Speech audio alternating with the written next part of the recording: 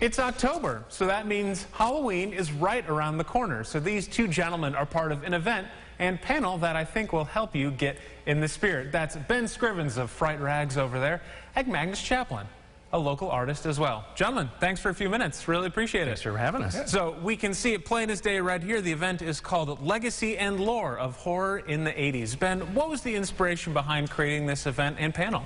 Well, Jim Byrne from the Pittsford Community Library reached out to me last year, and they were still doing some Zoom events, and he asked me to be on to do like a history of horror, and that was a lot of fun. So this year he's like, do you want to come back and do? And I thought that would be great, and he wanted to do it in person.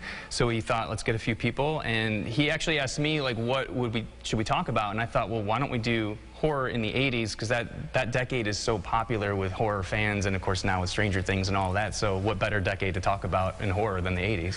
And Magnus, you are a local artist. People have been seeing your work all across you. The 80s have a great aesthetic when it comes to horror films. What about this decade speaks to you, and what do you want to convey to the people who are going to the panel? The 80s are one of those, I was just getting into the love of movies and the love of being kind of scared, so 80s hold a special place for me, and it's a kind of a good fun bonding thing. Doesn't matter what you kind of do in life, but there's a connection between having a love of 80s horror films, so I'm there for that. Those old monsters from the 80s just hit me right there.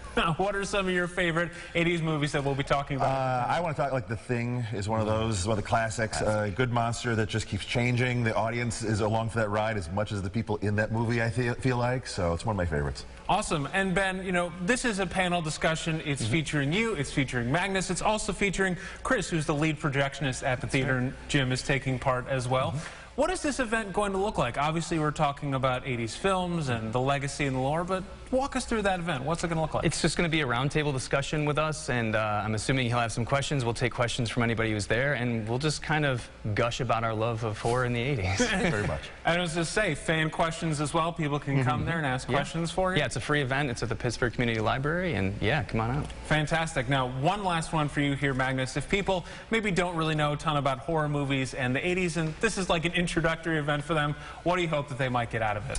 That there's a lot of movies that are in the 80s that you should watch. A lot of people focus on new movies, but there are some classics that start the whole thing that you really should watch. If you're a love of movies, this is the decade to look for horror movies. Fantastic. Gentlemen, thank you so much for a few minutes. Really appreciate it. That is Ben, and that is Magnus over there. We're talking about the legacy and lore of horror in the 80s. That is an event at the Pittsford Library tonight at 7 o'clock. It is free, and we will have more over at rochesterfirst.com.